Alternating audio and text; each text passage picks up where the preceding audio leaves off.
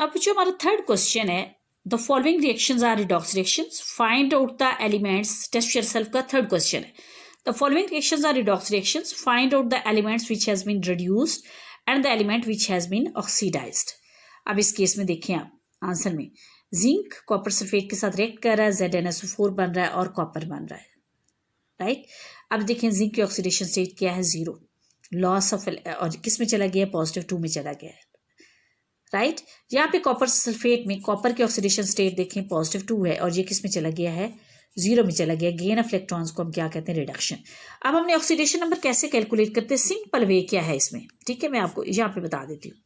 यहाँ पे आपको पता है ऑक्सीजन के 2 ऑक्सीडेशन स्टेट क्या होती है, -2। आपने पढ़ा कि मोस्टली इसके कंपाउंड्स में इसकी -2 होती है। 4 एटम्स हैं तो कितनी हो गई, -8, सॉरी। कॉपर की क्या है, +2, राइट। अब आपको पता है कि -8 एंड +2 क्या हो जाएगा हमारे पास, -6, राइट। जब ये इक्वलिटी के उस साइड पे जाता है तो, क्योंकि सल्फर का हमने फाइंड आउट करना है कि इसमें सल्फर का ऑक्सीडेशन नंबर क्या है, तो इक्वलिटी के उस साइड पे, इक्वल के साइन के उस साइड पे जाता है तो ये क्या हो जाएगा, +6। आपको याद होंगे रूल्स मैंने पढ़ाए थे, रूल्स में आपको ऑक्सीडेशन नंबर कैलकुलेट करने बताए थे, अभी थोड़ी देर पहले भी बताए हैं कि कॉपर सल्फेट में सल्फर का ऑक्सीडेशन नंबर क्या होगा, +6। अब इसमें देखिए आप जिंक सल्फेट में ऑक्सीजन का एज इट इज, जैसे मैंने यहाँ पे बताया 4 एटम्स हैं, -2 से मल्टीप्लाई करो क्या हो जाएगा, -8, जिंक +2 और सल्फर +6।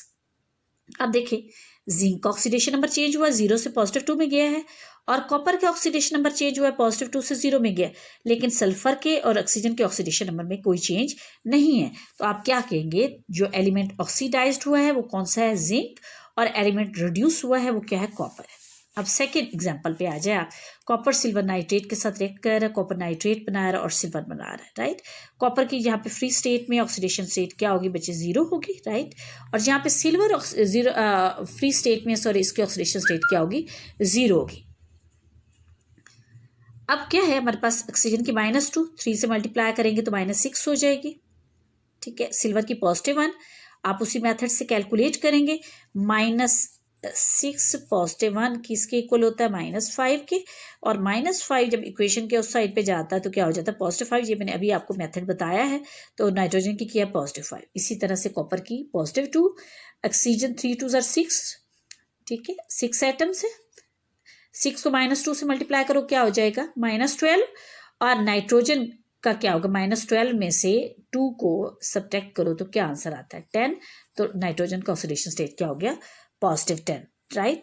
अब और लेकिन ये 2 एटम्स के लिए +10 है, 1 एटम्स के लिए नाइट्रोजन कौन सी स्टेट में प्रेजेंट है, +5 में प्रेजेंट है। तो इसका मतलब है कि कॉपर 0 से +2 में गया है, लॉस ऑफ इलेक्ट्रॉन को क्या कहते हैं, ऑक्सीडेशन, और सिल्वर +1 से 0 में गया है, गेन ऑफ इलेक्ट्रॉन, और गेन ऑफ इलेक्ट्रॉन को क्या कहते हैं, रिडक्शन। यानी इसका मतलब है कि element copper is oxidise and Ag+1 is, यानी silver is reduced. Is it clear. अब जो आप थर्ड एग्जांपल में देखें, H2S क्लोरीन के साथ रिएक्ट कर रहा है, क्या बना रहा है, HCl और सल्फर, राइट। आपने सबसे पहले इनके ऑक्सीडेशन नंबर लिखने हैं, जैसे कि हम लोग कर रहे हैं। सल्फर का ऑक्सीडेशन नंबर क्या होता है बच्चे, -2, और हाइड्रोजन का क्या है यहाँ पे, +1 है, 2 एटम्स हैं, 2 से मल्टीप्लाई हो रहा है तो क्या हो गया, +2। क्लोरीन डायटोमिक है, आपने पढ़ा है कि फर्स्ट रूल है डायटोमिक स्टेट में या फ्री एलिमेंटल स्टेट में ऑक्सीडेशन स्टेट क्या होती है, 0 होती है। फ्री एलिमेंटल स्टेट कौन सी होती है, अनकम्बाइंड स्टेट। HCl के केस में देखिए ऑक्सीडेशन स्टेट क्लोरीन की -1 है, हाइड्रोजन की +1 है, और सल्फर फ्री एलिमेंटल स्टेट में ऑक्सीडेशन स्टेट क्या होगी, 0। अगर आप ये देखें, क्लोरीन 0 से किसमें किया, -1, और गेन ऑफ इलेक्ट्रॉन्स हुए, और गेन ऑफ इलेक्ट्रॉन्स को हम क्या कहते हैं बच्चों, रिडक्शंस कहते हैं। और सल्फर देखें -2 से 0 में जा रहा है, लॉस ऑफ इलेक्ट्रॉन, और लॉस ऑफ इलेक्ट्रॉन को हम क्या कहते हैं, ऑक्सीडेशन। सो S-2 यानी sulphur is oxidised and chlorine is reduced. Next question है, why the following reaction is not a redox reaction, ये रिएक्शन रिडॉक्स रिएक्शन क्यों नहीं है, एक्सप्लेन विद रीजन, रीजन के साथ बताएं।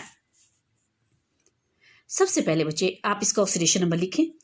हाइड्रोजन का आपको पता है +1 होता है मोस्टली अपने कंपाउंड्स में, सोडियम का भी +1 होता है, ग्रुप 1 से बिलोंग करता है। ग्रुप 1 के एलिमेंट्स का ऑक्सीडेशन नंबर क्या होता है, +1।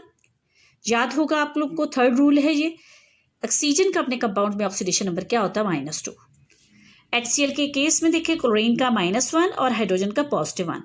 इस केस में देखिए क्लोरीन का -1, सोडियम का +1 और वाटर के केस में ऑक्सीजन का क्या है -2, क्योंकि ऑक्सीजन का अपने कंपाउंड में ऑक्सीडेशन नंबर क्या होता है -2 और हाइड्रोजन का क्या होता है +1 होता है, 2 से मल्टीप्लाई और क्या हो गया +2।